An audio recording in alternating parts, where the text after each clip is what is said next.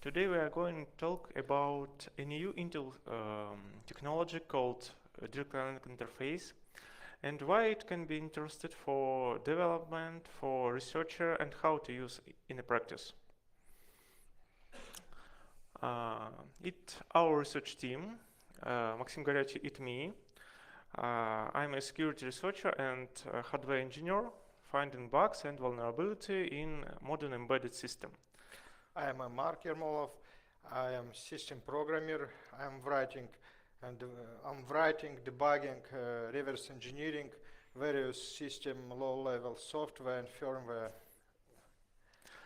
And Dmitry Sklarov, it's well-known reverse engineer who did research electronic books and authentication of digital photos and smartphone forensics. Here you can see our contacts on the slide, and you can feel free to communicate with us for any question you're interested about our research. And on this slide you can see our previous related talks. It's tapping into the core from CCC and Intel MEA the way of the static analysis from Troopers. And today we will discuss about the power of Intel hardware development debugging capabilities, and each capabilities existing for a long time, but those were unavailable for public. We will reveal all technology stack designed by Intel for hardware debugging and validation, and show how this technology is related with IEEE standards, more known as JTAG, an industry standard for hardware debugging and validation. Mark, please. First of all, why is this always worthy of our attention, and why we speak about now? We think all you know that a software debugging as well as dynamic analysis is vital for any software developer or security researcher. This is where a special type of program called debugger comes into the play.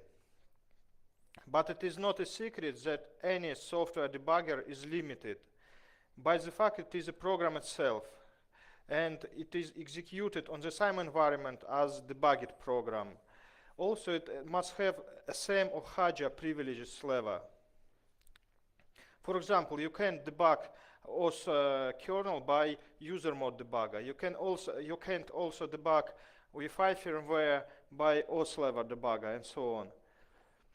So it is also must be clear that any software debugger influences debugger. So it works not exactly as it would work without attached debugger. So we ask, is there some debugger that can debug all types of software? That is, debugger having highest privileges. Is there any able to debug hypervisors or VMX root operations? Is there any able to debug system management mode or new software guard extensions from Intel? Also, is it possible to debug Wi-Fi firmware? The answer, it is possible. It is a hardware debugger. Someone calls it JTAG debugger. Intel calls it DFX abstraction layer, or DAL. Unfortunately, until recently, an x86 hardware debugging was unavailable for ordinary security researchers and experts because of its cost and because non-disclosure agreements the well-known x86 provider required. But now we are here to make you happy and to announce that now an x86 hardware debugging is available for everyone, and cost of it now is almost nothing. Please meet Intel Direct Connect interface.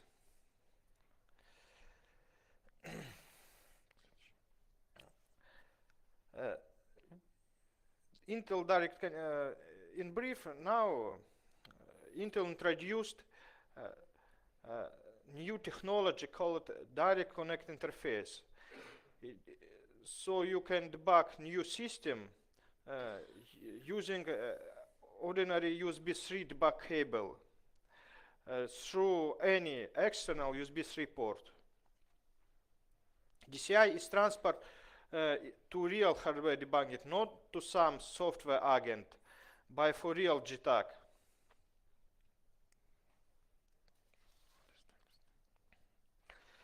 Also, there is special device called SVT-CCA, Intel Blue Box. It can be purchased from official site, but unfortunately we're signing NDA. But there is only one thing that this device can do, but USB 3 debug cable cannot. It is debugging of powered off or sleeping systems. That is a very special case. A software to perform such debugging is available without signing any NDA. Here at the top we have placed image showing connections of DCI from Intel documentation. At the bottom we feature a stack of entities used in x86 hardware debugging. Further, we will consider the entities in details and start from DFX. DFX is a collective term for next two abbreviations, DFT and DFD.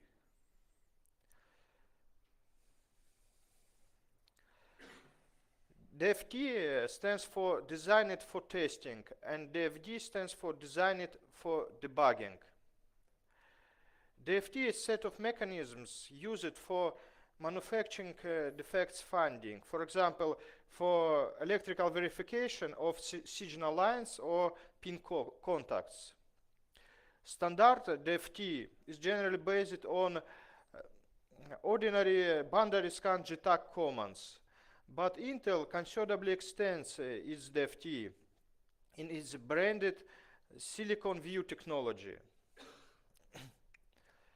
The FD is joins all internal chip-level logic to organize hardware-level debugging of code sequences executed by chips. The FX is connected to external world by special thing called embedded DFX interface, or DFI. This bridge connects the FX to within industry external standards like USB. Also, there is special device in PCH or Intel Platform Controller Hub, Southern Bridge, that its function is to control access to the FX. It's called the FX aggregator. We have placed an image showing its internal registers on the bottom of the slide. And in addition, I want to say that its technology, the FX, it's private Intel technology, which can you help to debug all device on the chip. For example, Intel Management Engine, for example, Intel ACH Core, for example, ECC device which controlled clock on in all system. And in patient we found the describe of this technology, how you can see Intel property, intelligent property. It means some device core connect with with sharing GTAC devices, and you can get this device from industrial interfaces, for example USB, or in patient, for example Ethernet. Next, let's talk about software part of the technology stack. It is presented by the FX abstraction layer, or DAL. This last library exposes all the power of the FX to software model.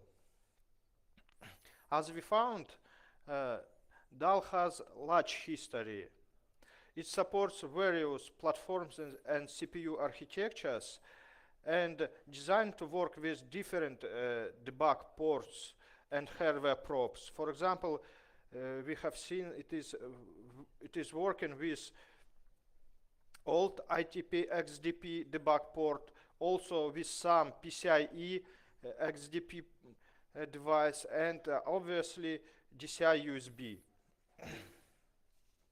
We convinced that DAL is a core of old instruments those Intel uses for its testing and debugging of its hardware and firmware components. So it is provided by applications that base it on it. For example, you can download it as part of Intel Systems Studio from trial version of the Studio from official Intel website. Of course, without any NDA signed, and it's free in public. You can download this trial version on the 1 month, and you can use it in your work.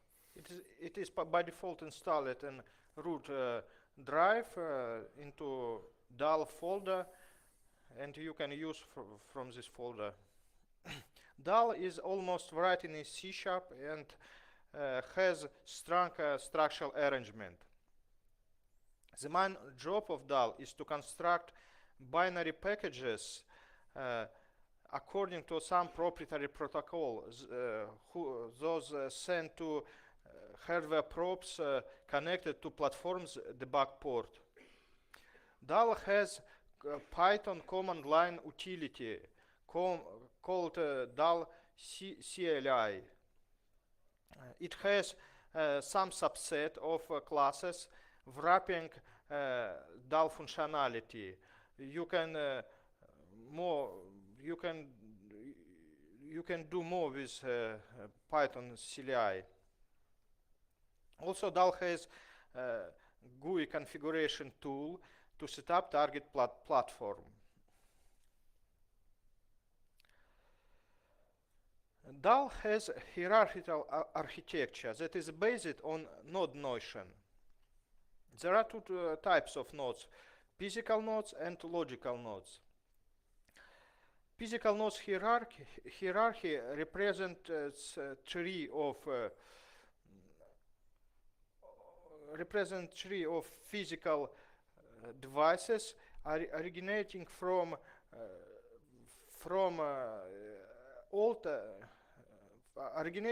hardware probe.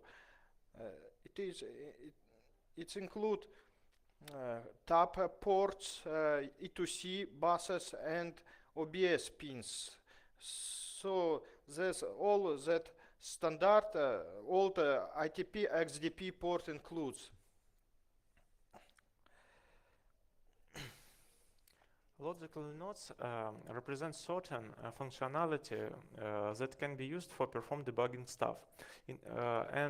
Unfortunately, in public version of System Studio, you cannot debugging, for example, GT cores and uncores, CPU uncores, because on this device, because this device don't have a special configuration file for public System Studio.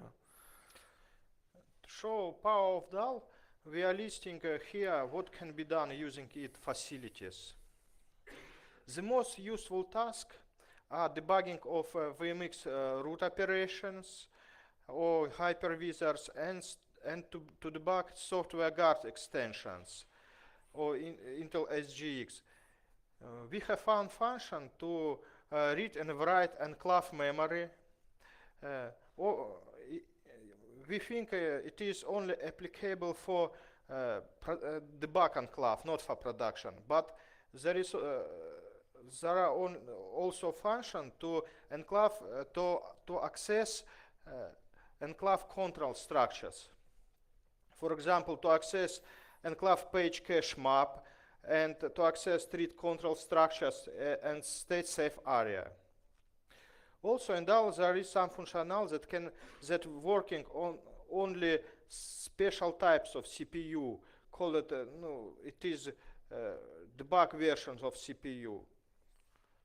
And for example, you can access PCI bus without halting of CPU. Also, you can access machine check exceptions, machine check errors, bugs, and some other functional. Also, using DAL, it is possible to access internal PCH devices. There is a large set of these devices. It is you can access IOSF sideband. If you know that is IOSF, it is architecture of internal architecture of PCH. It is there is some thing called sideband. It is for maintain of internal devices, IOSF sideband, and you can access it with DAL. Also, you can access Trace Hub Intel and Power Management Controller. But in addition, I want to say that Intel said that you can debug SGX only if you have special some private key, and it don't available for without signing. Without signing NDA, yeah. And also in patient, we found that as a description of DCI protocol. You can see it's XCI packet packed into a simple USB packet, and also you can see format of packet, and in this packet consist CRC code, special ID, message ID, and sender ID. You can see this value in patient, or for example in Wireshark. And if when in our previous talks at CC conference, we did not disclose details of DCI runtime activation because it's vulnerability actually. Now we can do it from Skylake, from PCH for Skylake CPU. There is special hidden devices P2USB.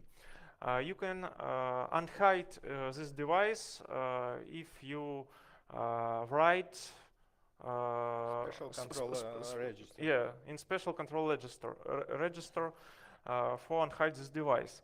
And this device has two interfaces for access to inside band, full interface and light interface, called sideband register access.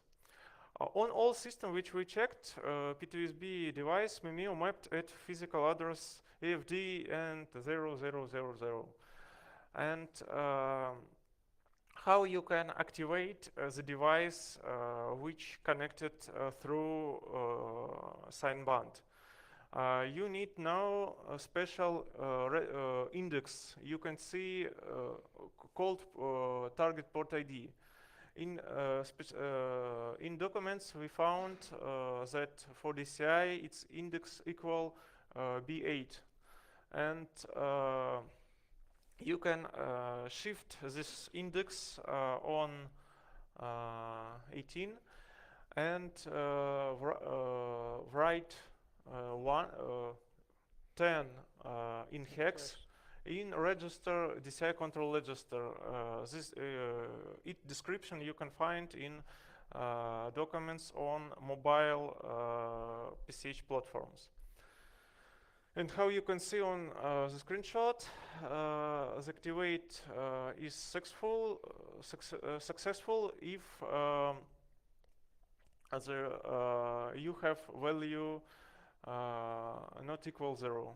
The vulnerability was actually in that this register was not locked by UEFI firmware, by Intel reference UEFI firmware. So you can activate it from booted OS or any thing that give access to physical memory. And sometimes these settings save after reboot, and you can try to activate its capability in once and use it after reboot. And how you can see Intel published security bulletin, and Lenovo published it, and on this slide you can see the list of checked devices which we used in our work. It's Gigabyte, Bricks, and Asus mainboard. But unfortunately, not all platforms have access to CPU JTAG, and we investigate that, and we think that the line between the JTAG line between CPU and PCH has broken, and we try to revoke these lines, and it's work in progress. You can see how I soldered this line, and we have the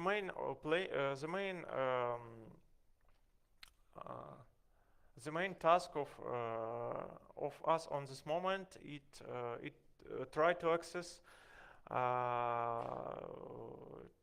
to JTAG for Intel Management Engine or ECH, and turn on JTAG for graphical core on internal graphic cards in CPU, and activate hot ham technology. It's special Intel debug technology which can help manufacture tested perform DFT tasks yeah. For production systems. And small present, when we investigate the internal PCH devices, we found hardware random generation in PCH. How you can see, it have index D2 in hex, and can be used from P2SB device. Yeah. It is a real hardware number generator. This hardware generator used using in management engine. And thank you very much for your attention. Please question.